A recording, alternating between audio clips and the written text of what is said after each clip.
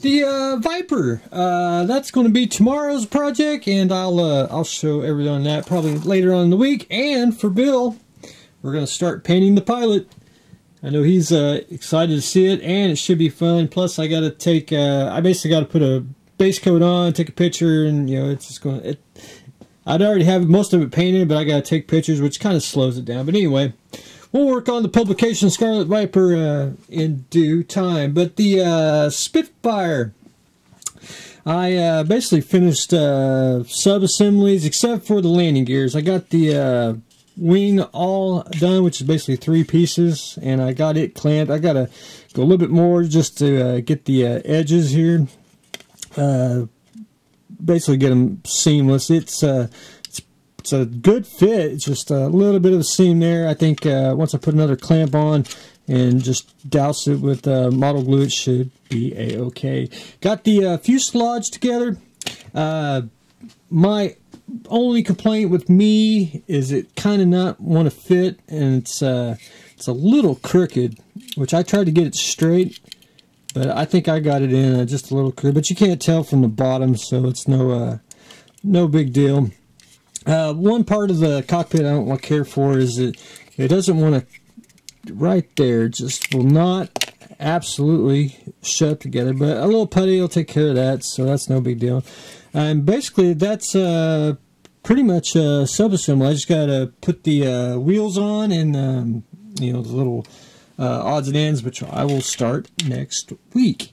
The Ratte, I finished putting all the photo etch on, which is basically the railing that goes on either side. I took 2 strips of strip styrene and basically sandwiched it together, and we are actually very sturdy on both sides. So that helps out. That plus it gives it a little more detail. It just makes it look like it's part of the whole. The railing back here, it should stick out a little bit, but I went ahead and tacked it on to the back of the fans here. It just makes it sturdier and it wouldn't fall off. So that was pretty much it.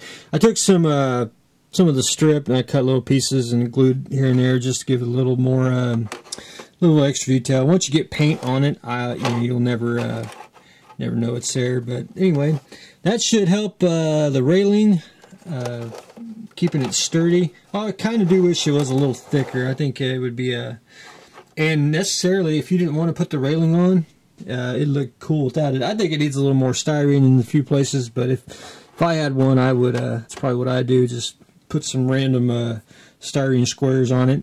And we were discussing today on social media, this would make an excellent hydro tank. I think it'd be cool painted in purples and blues camo with a hydro logo on top. But that's just, I think, would be pretty darn slick. And speaking of painting, I decided, and I went ahead and I bought some today. I want to paint this in the MIG colors there. I actually bought all 4 of the MIG paints except for the rust track, which I didn't think was necessary. That I want to paint tracks just a tad bit different, but I want to try MIG's ammo paint. I've never painted with his stuff, and I thought, why not? I'll try that out, see how it is, and we'll see if it's as good as they say. So probably in about a week we'll start painting, and then I probably will get this in primer by the middle of the week, so I can see if there's anything I missed or need to fix while we wait for the paint to arrive. Then I got to paint, or excuse me, got to build the little mouses, but we'll do that next week. We'll be rocking and rolling on the Ratte. The Roadrunner. One thing I got to do is I got to repaint, just see what the little lime green is. I got to paint that an olive green, so I got to go look through the paints and see what I got, and see the little silver. Kind of got to get rid of that and paint that I guess more of the green interior color here, which no big deal. I should be able to find that. And I got to wait for the paint, so I'm basically gonna probably paint, hopefully get to start painting next week, but I will try to get the flat black on and get the car body ready to be painted, because I had to. This is what we're going to paint it. It's dark Sherwood metallic, basically green. It's let me say this. It's almost an impossible paint to find. You kind of can find it if you look at like automotive stores, but it's not really at the 1971 paint version. However, after countless looking, I found scale color. This is scale 75. They make a Sherwood green. It's a little bit lighter. If you look right there, it's a little bit lighter, but if you put a black base coat on, I can get that color with this color. So man, I didn't mean to click on it. Go back. With the dark base coat, put this color on, I should be able to match the car color. Now I'll be really close. I mean, it'll be really close. Plus, once you put a gloss coat on it, it should get the shine of it, and it should be really close. And I didn't want to do any like duplicolor or a metallic lacquer. Because sometimes it's more trouble than it's worth, and this is an acrylic, so I can actually put that on the car and then put several coats of Future on and then put the decals on and everything.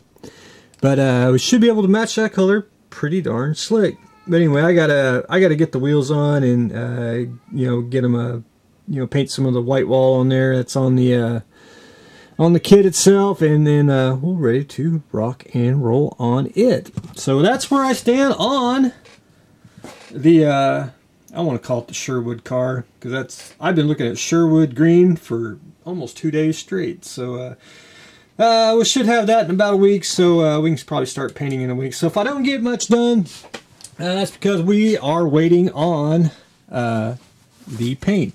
Decal car. I actually finished. I finished putting the rest of the decals that go on here, on the front here.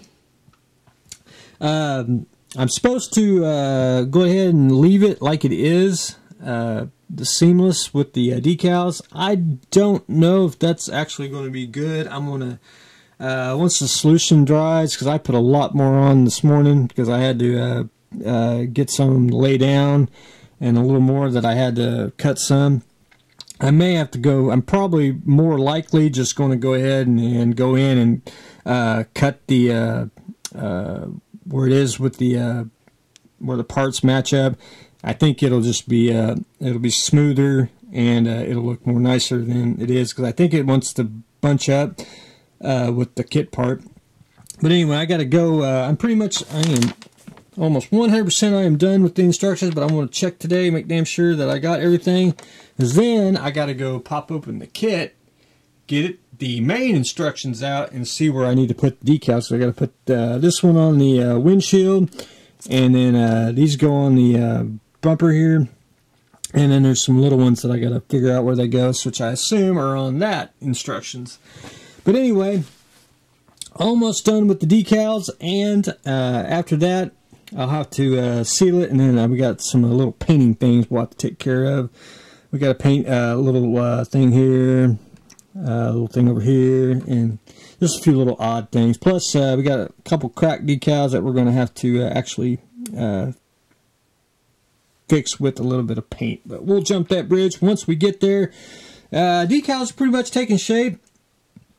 And I'm pretty sure I'm more going to have to, assume really going to have to cut it so we can get the decals on the car, and it'll look nicer once it's trimmed and get the decals on. But anyway, that's what I've got so far on the decal car. So hopefully a little more today, and we're almost getting to the finish line on it. But anyway, that is what I've got going on today. I got the decal car, searching for the Sherwood paint, which is coming in about a week. Getting ready to do a little more on the Sherwood car and, excuse me, the Roadrunner. Doing the Super Spitfire and doing the Rat, and I forgot the Kettenkrad. I did get some of the parts on the back here and right here for the steering column, and I got there's a lot of flash on here, so I just got the part glued, got the part glued on. Sound like Master Yoda. And I'll trim everything out once I get the flash removed and everything, and do a little sanding. But I did get all the road wheels on, and they actually it didn't take I thought it'd take a little more time consuming. But once I cut them all out, sanded all the stubs down, bam, they were just completely on, and very little flash I got to remove. But anyway, that's pretty much it on that. I think I got everything. I think I showed everything last time what I did. But anyway, that's pretty much it on that. So I'm basically waiting for to do the next wad. There's a couple of parts I'm gonna have to on, like the clear here. I'm gonna have to leave them off till I get everything on. And there's some tools that need to go on.